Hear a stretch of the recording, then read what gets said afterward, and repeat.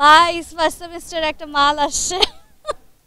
তোমাদেরকে আমি একজন ইয়াং সুন্দরী টিচার এনে দিয়েছি, তোমরা যদি কখনো তাকে ডিস্টার্ব করো তাহলে আমি আর কখনোই তোমাদের জন্য এরকম সুন্দরী টিচার আনবো না। পহলি নজর মে কেসা জাদু কর দিয়া তেরা বন ব্যাটা, আমার দিকে ফিরে এইভাবে করে গেল, আর তারপরে দেখলাম পুরা ক্লাস সবাই গাওয়া শুরু করে দিল। I think I am the youngest teacher of Bangladesh. So আচ্ছা, ইনফ্লুয়েন্সিংটা তো আমার স্টার্ট হয়েছে একদম বিগিনিং থেকে। যখন ইনফ্লুয়েন্সিংয়ের ব্যাপারটা হলো যে person who has a lot of followers, যাদেরকে মানুষ ফলো করছে, ইয়াং জেনারেশন, তাদের কোনো একটা কিছু নিয়ে ইনফ্লুয়েন্সড হচ্ছে, তাদেরকে ইনফ্লুয়েন্সার বলে। So I have been an influencer since 2018, একেবারে ফার্স্ট সারির যেটা ছিলাম। তো আস্তে আস্তে আরও অনেক এখন এসে গিয়েছে, বাট আমি সেই থেকেই কন্টিনিউ করছি and I really enjoy doing it because ক্যাম্পেইনসগুলো আমার করতে অনেক ভালো লাগে। অনেক অনেক ভালো ভালো কোম্পানির ব্র্যান্ডিং আমাকে করতে হয়। So I enjoy doing influencing a lot, plus as I am also a lecturer, so ওইটাতেও আমার একটা বিগ রোল প্লে করতে হয় because that is also a part of influencing. যেহেতু I think I am the youngest teacher of Bangladesh. So আমার থেকে young teacher আছে কিনা, লেকচারার আছে কিনা আমি জানি না। সো এই বয়সে আমি যদি আমার নেক্সট জেনারেশনকে কিছুটা হলে পরেও যদি আমি নলেজ দিতে পারি বা কিছুতে ইনফ্লুয়েন্স করতে পারি to know more about life, then that is a success for me. আমি কখনো থার্ডের পরে হই না। আমি আমার ক্লাস ছোটোবেলা থেকে ক্লাসে ফার্স্ট সেকেন্ড থার্ডের ভিতরেই সবসময় ছিলাম। ইভেন আমি যখন ইউনিভার্সিটিতে উঠেছি তখন আমি আমার পুরো ব্যাচের টপার ছিলাম। আমার 4/4 সিজিপিএ ছিল। আমি শান্ত মারিয়ামে ফ্যাশন ডিজাইনিংয়ের উপর অনার্স করেছি।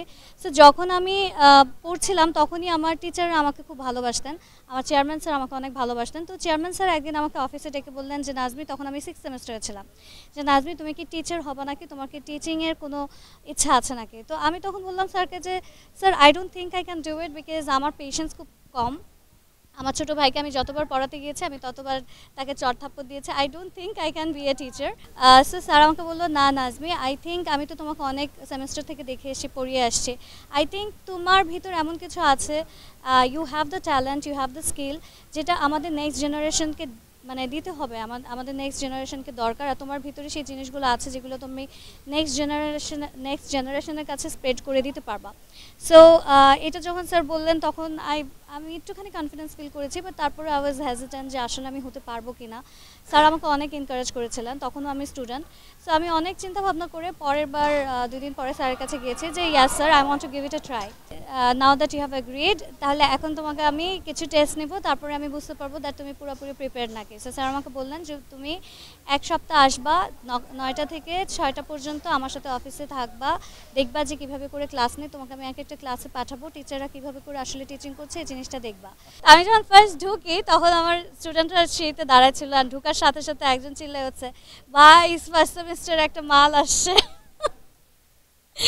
অ্যান্ড আমি এতটা বেশি নার্ভাস ছিলাম, এতটা শক ছিলাম, আমি কিছু না বলে শক্ত হয়ে আমি জাস্ট কোনোভাবে হেঁটে চেয়ারম্যান স্যারের রুমে চলে গেছি।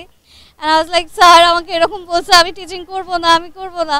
পরে স্যার বলছে ডোন্ট ওয়ারি, ওরা তো বুঝে নাই, লেট মি সি। পরে স্যার আমাকে স্যারের সাথে আমার ফার্স্ট ক্লাসে নিয়ে গেলেন, নিয়ে যাওয়ার পরে ইন্ট্রোডিউস করে দিলেন। আর স্যার বললো দেখো তোমাদেরকে আমি একজন ইয়াং সুন্দরী টিচার এনে দিয়েছি, তোমরা যদি কখনো তাকে ডিস্টার্ব করো তাহলে আমি আর কখনোই তোমাদের জন্য এরকম সুন্দরী টিচার আনবো না।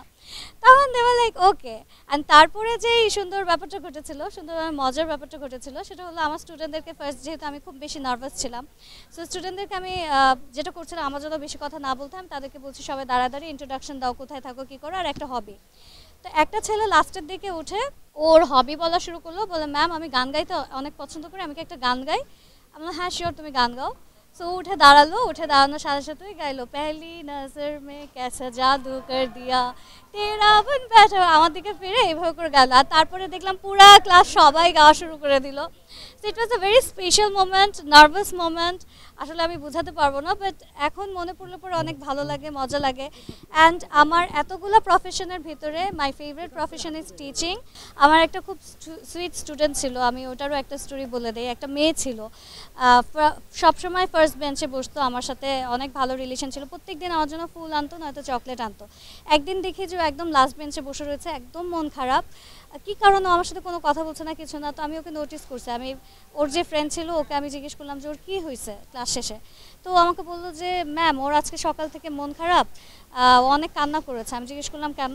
কারণ ও স্বপ্নে দেখেছিল যে আমি ওকে অনেক বকা দিয়েছি। এই স্বপ্নে দেখেছে যে আমি ওকে বকা দিয়েছি বলে ও মন খারাপ করে সারা ক্লাসে কান্নাকাটি করেছে। সো এই টাইপের ফিলিংস ওরা আমার সাথে মানে কানেক্টেড। আমার কাছে জিনিসটা ইম্যাচিউর হলো, অনেক ইনোসেন্ট হলো, অনেক কিউট লেগেছে ব্যাপারটা। So I love my students that way.